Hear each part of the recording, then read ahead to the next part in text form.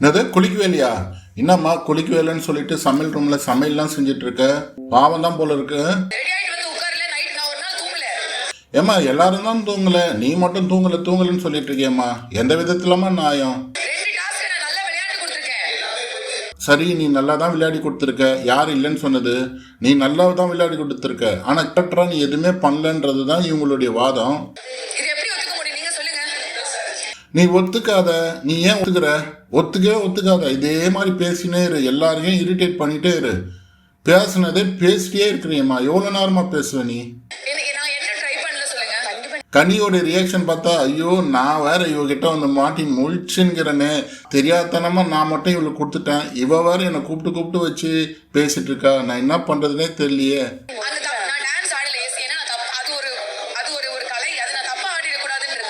Dance ஆட தெரியல, அது தப்பாவும் ஆடக்கூடாதுன்னு உனக்கு தெரியுது. திரும்ப நீ ஏமா கனியை போட்டு இந்த வருன்னு வருத்துன்னு இருக்க? பாவம்மா கனி. இத பாரு, நான் டான்ஸை பத்திலாம் சொல்லல. நான் என்னை விட்டுடு, நான் கிளம்புறேன், வானா என்ன அழுதுடுவேன். சரி, உன் மிஸ்டேக் தான் நீ சொல்றல, நீ பண்ண தப்ப தான் சொல்றல. திரும்ப ஏன் நீ அதே பாயிண்ட்டுக்கு வர? திரும்ப அதே பாயிண்ட்டுக்கு தானே வர நீ? எங்க 6 பேர் தூங்காம உட்காருறது?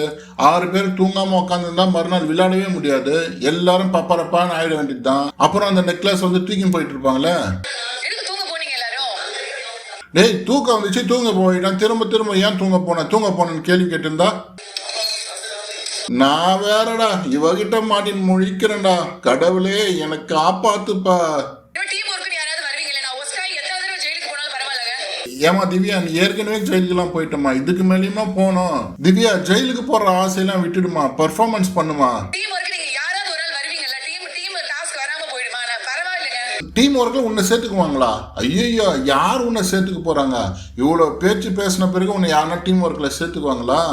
மடையானுங்க தான் சேர்த்துக்குவானுங்க. ஆனா பிக் பாஸ் விட மாட்டாரு. அவரு என்ன பண்ணுவார்? பிளான் பண்ணி எந்த டீம்ல என்ன கோத்து விட்டுற போறாரு. எந்த டீம்ல மாட்ட போறீங்களோ போங்க. ஜெயிலுக்கு போயிட்டு வரேன்னு சொல்ற. அதுக்கு ஏம்மா இவ்வளவு கஷ்டப்படுற? உன்னை போல எல்லாரும் தான் ஜெயிலுக்கு போறாங்க. எல்லாரும் இந்த மாதிரியா பண்ணிட்டு இருக்காங்க. ஓ, நீ அதை சொல்றியா? அவங்களுக்கெல்லாம் வந்து பாத்தீங்கன்னா வெக்கமான சூடு சொர்ணம் எதுவுமே இல்லை, எனக்கு இருக்குடான்றியா? சரிதான், அது நீ சொல்றது கரெக்ட் தான். நீ சொல்றதும் ஒரு பாயிண்ட்ல யோசனை பண்ண வேண்டியதான் இருக்கு. திவ்யா, திரும்ப என்கிட்ட வராதம்மா. எனக்கே நீ பேசின பேச்சுல தலைவலி வந்துச்சுமா. திரும்பியும் என்கிட்ட மனசாட்சி பத்திலாம் பேசாதம்மா, என்னை விட்டுடுமா. என்னது ஆப்போசிட் டீம் இல்லையா? வெளியே போயிட்டாங்களா? அவங்க இல்லவே இல்லையா? அப்போ எங்க போயிருப்பாங்க?